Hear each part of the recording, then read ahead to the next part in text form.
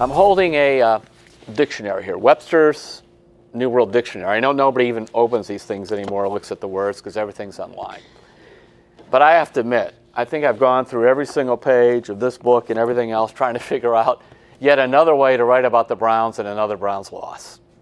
I sort of feel like, okay, here's a gift bag. Like somebody gave me this gift bag. And I look in here, and guess what? There's a saltine crackers. And crackers.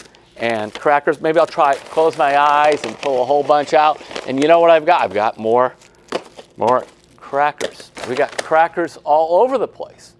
And that's like when the Browns are 1-27, or I think they're now 4-44 going all the way back to 2014, you go, well, how do I write about crackers?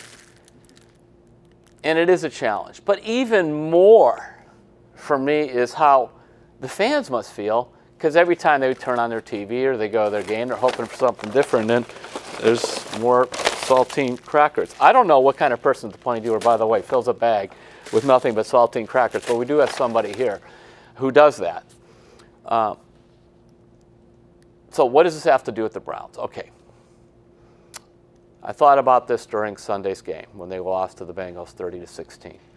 The Browns' young players, they're learning about X's and O's. They really are. They're learning a little bit about what it takes to be a pro athlete. You can see DeShone-Kizer's getting better. Myles-Garrett, by the way, had another sack. Myles-Garrett's going to be a big-time player if he can stay healthy.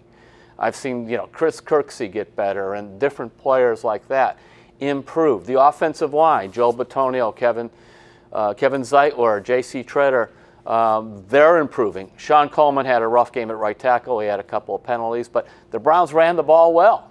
Duke Johnson, by the way, is going to be an impact player. They are learning some stuff, but here's the problem. It's still just a bunch of more crackers. In other words, they're learning everything except what it takes to win an NFL game.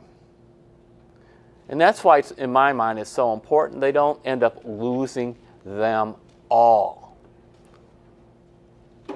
After the game, Chris Kirksey, who's sort of one of the captains. By the way, he's a veteran on this team because he's been in the league for 4 years, the NFL's youngest team.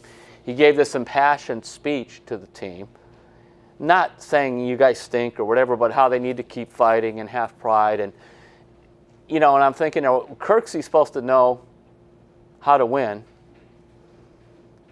But here he is in his 4th season. In the last 3 years, they won 3 games, 1 game, now no games. Even he is trying to dig deep to talk about, frankly, something he doesn't know a whole lot about.